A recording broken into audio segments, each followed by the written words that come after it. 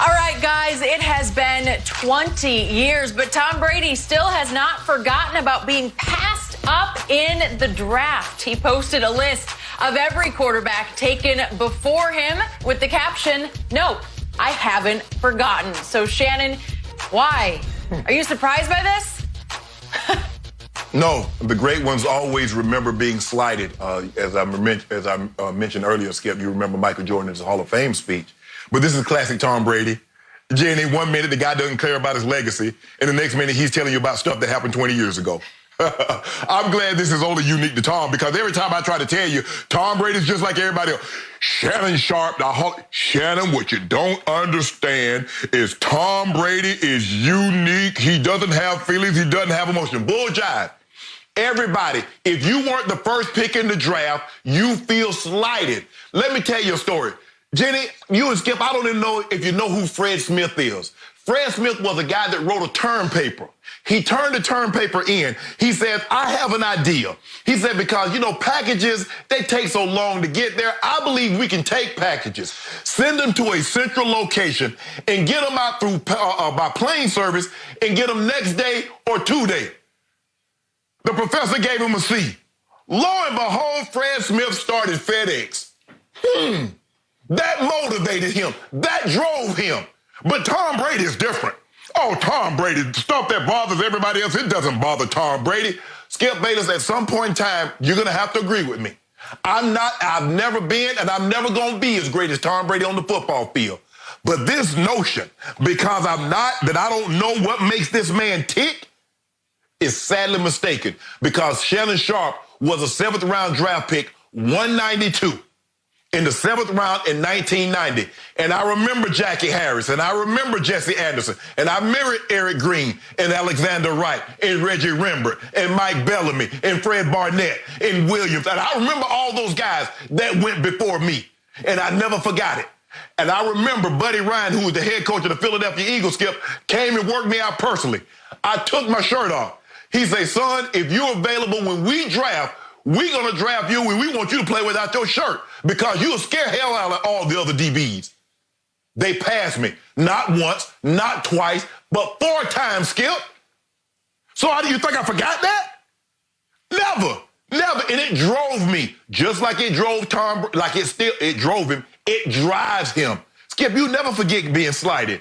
I don't care if you're in a relationship. Oh, you broke up with me? I ain't gonna get even with you. I'm just gonna get somebody that looks a little better and more successful than you. That's how I'm gonna get back at you. And that's how I did it. I got back at all those teams that passed on me. We won Super Bowls, and I went to the Hall. How you like me now?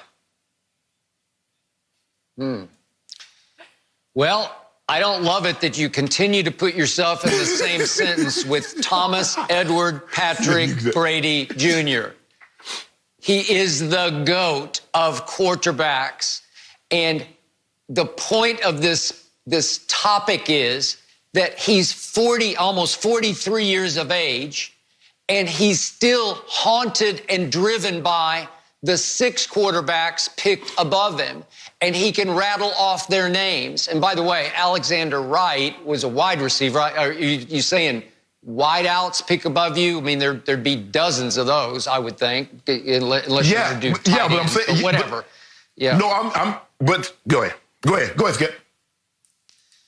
Okay, so the point is that he can rattle off names that nobody can even remember, such as Giovanni Carmazza, who played he didn't even make the team. The 49ers took him in the 3rd round. He couldn't even make the team, couldn't even play in the league. And when you look at the totality of the 6 picked above him, Chad Pennington was not bad, and he lasted 11 years, and he was 44-37 as a starter. Not bad. He was 2-4 in the playoffs. Not terrible. Mark Bulger was pretty good. He actually made 2 Pro Bowls. His starting record wasn't great. It was 41-54. He was 1-2 in the postseason. But if you add up all the records of all those quarterbacks, Tom Brady has already won 157 more games than all 6 of them combined, and still counting, because I think he's going to win 12 more games next year. But the point is, it's a little nuts. It's a little crazy.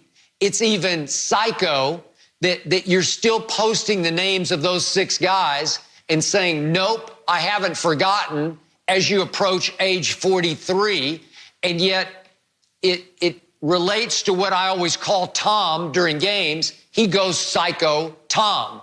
Sometimes I can't even recognize him because he loses it during games because he gets over emotional. He's gone off somewhere else competitively into some other dimension that is not the man next door, the nice, nerdy, cliche-ridden, lame dad next door. That guy gets left at home when he goes Psycho Tom during games. And Psycho Tom is still driven by 6 quarterbacks got picked above him, and he can still rattle off their names because he's obsessed with this. He plays possessed in ways that have shattered the mold. He is unique. We've never seen anything like this guy. I think he's going to be more driven than ever at age 43. And I do think a lot of the older players, including you, are a little bit jealous of him because he's actually had a rebirth at 43 and is talking about playing until he's 48. And I'm not going to bet against him because he's the one guy in sports outside of the days of Michael Jeffrey Jordan. I don't bet against Brady just the way I never bet against Jordan.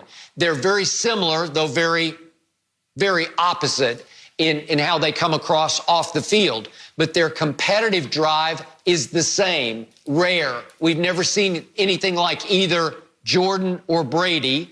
And the brighter the lights, the bigger the moment, the better Brady has always been. Same for Michael. So now he's had a rebirth in Tampa with Bruce Arians and 4 weapons, 5 weapons maybe, that he didn't have in New England last year. And he's on fire with it. He's trying to meet his new teammates virtually and get to know them because he's going to show Belichick he was wrong too. It's Jordan-esque because, as we talked about earlier, Michael took the opportunity of his Hall of Fame speech to blast every person down the line who had doubted him or crossed him. And Brady's got a lot of that in him. I don't think he would do it in his Hall of Fame speech, but he's basically doing it on Instagram right here, right now, and reminding everybody, I'm still standing, and here I'm coming for you. But I'm saying, but Brady doesn't have that emotions. He's different. So why would he do? But see, you keep telling me, Shannon, you can, and I'm not trying, and I made that abundantly clear. But he's playing, so whatever he uses to motivate him. But the problem that I have with you is that you won't acknowledge that Brady has the same feelings, the same emotions as all the other athletes. Just because you're great does not mean you don't have feelings. That's the point I'm trying to get to you.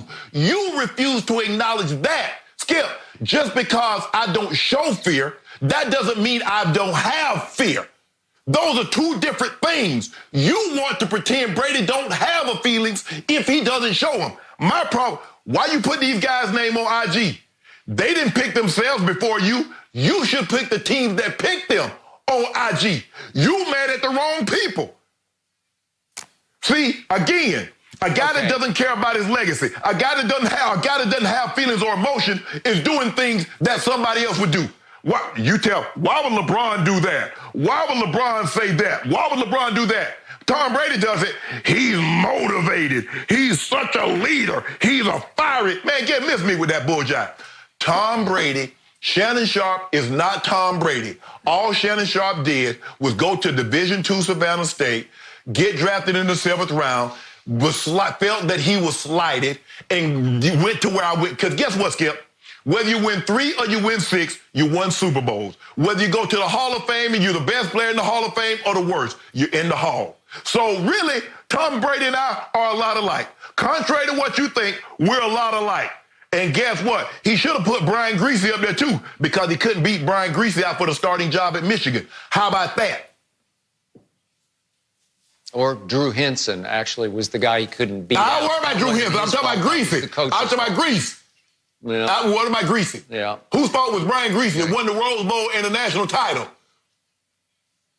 this is the coach's fault because you had the GOAT, just like Michael Jordan. Dean Smith had the GOAT, and he actually shackled the GOAT. He was the only man who could stop Michael Jordan was Dean Smith, his college coach.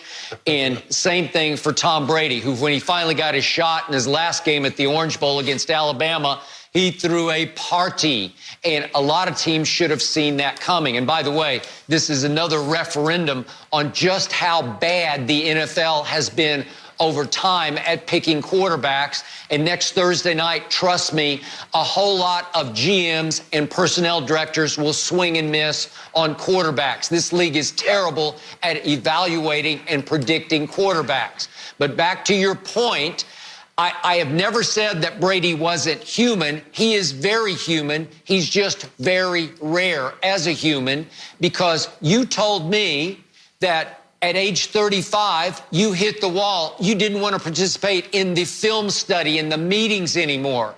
And Tom Brady is on fire with film study. That's what he does. He loves the meetings. He lives for this. He wants to go on. He's going to shatter the mold because he says, I figured out how to stay healthy and on fire all at the same time. He loves playing football. He doesn't want to play golf. He doesn't want to commentate.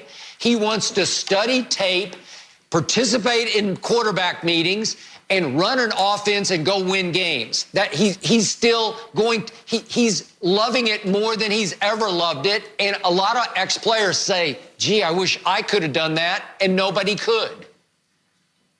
Yep, I didn't break down physically. I broke down mentally. I just didn't want to hear two-jet flanker drive. I didn't want to sit in meetings. I didn't want to go to meetings in the morning. I didn't want to do meetings after practice. I didn't want to study for 2-3 hours on my own. But, Skip, as rare as Tom Brady is, and he's rare, he still have the same stimuli. He'll feel grief. He'll feel happiness, sadness, disappointment, anger, just like you and I. As rare as he is, so the same things that will make other people tick will make Tom tick. Thank you for watching. You can subscribe here to get the latest from the show, and be sure to check out more of the best clips from Undisputed, or go watch a few other segments from our other shows on FS1.